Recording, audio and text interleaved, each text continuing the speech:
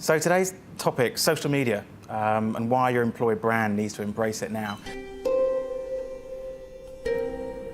In that kind of risk versus reward paradigm, I'd say that it's fundamentally shifted, whereas now it's all about potential reward. And in fact, the biggest risk that you can run is just by not being involved.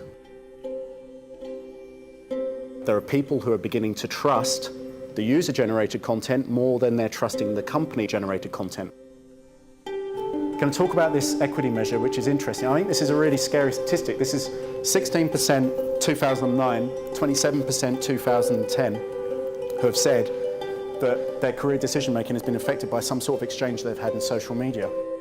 The downside of you guys being outside of that social media conversation is massive, because what will happen is someone will be in your space, they will be having that conversation, and they will win. Whether or not you decide to have an aggressive or defensive strategy, you need to have some strategy. The great thing about your content is if it is in a social channel, all of these companies, Twitter, Facebook, LinkedIn, spend lots of money making sure that their content can be seen by every device.